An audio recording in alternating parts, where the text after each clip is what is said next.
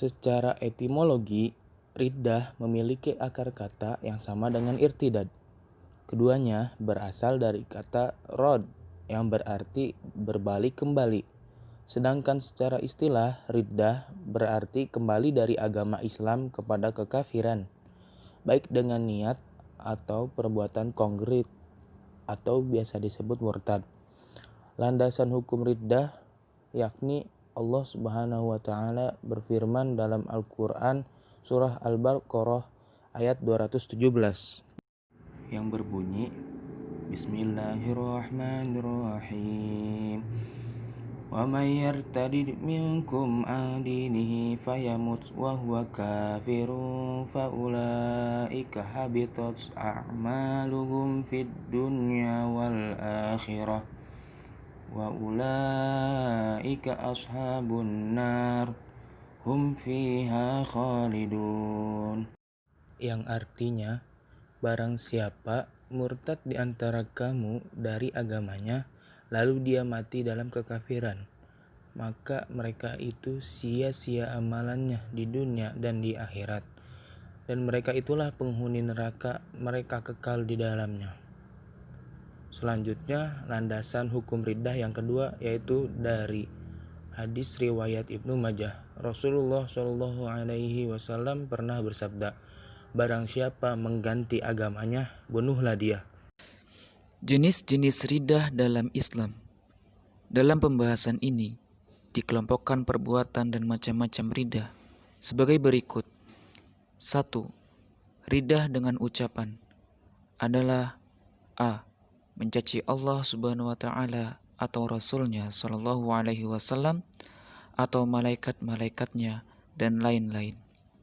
B. Mengaku mengetahui ilmu gaib atau mengaku nabi atau membenarkan orang yang mengaku sebagai nabi. C. Berdoa kepada selain Allah atau memohon pertolongan kepadanya.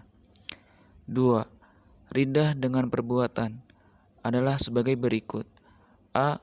Sujud kepada patung, pohon, batu, kuburan dan memberikan sesembahan untuknya. B. Membuang mushaf Al-Quran di tempat-tempat yang kotor. C. Melakukan sihir, mempelajari dan mengajarkannya. D. Memutuskan hukum dengan selain apa yang diturunkan Allah dan meyakini kebolehannya. Macam-macam hukum riddah. 1. Hukum asal atau pokok. Pidana pokok untuk jarima riddah adalah pidana mati. Sanksi pidana pokok lain adalah pidana penjara. Akan tetapi ini hanya berlaku bagi perempuan yang murtad atau murtadah. Kedua, hukum pengganti.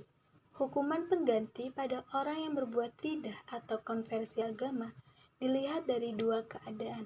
Keadaan pertama, pidana pengganti diberikan kepada pelaku riddah apabila sanksi pidana pokok tidak dapat diterapkan, yaitu jika pelaku riddah telah bertaubat. Sanksi pidana pengganti ini adalah takzir yang diputuskan oleh penguasa atau hakim al-qadi sesuai dengan tindak kejahatan, berupa penahanan sementara, dera, denda, atau pencelaan dirinya. Dan penahanan sementara tersebut tidak ada batasnya sehingga muncul waktu islah. Keadaan kedua, apabila ada kesamaran, sebagaimana pendapat Abu Hanifah bahwa sanksi pidana pokok tidak dapat diterapkan pada perempuan murtadah dan anak murtad. Pendapat Imam Malik bahwa keduanya dipenjara sampai masuk Islam dan dipaksa masuk Islam. Ketiga, hukum tambahan. Sanksi pidana tambahan untuk pelaku riddah adalah merampas hartanya dan hilangnya hak terpidana untuk mengelola.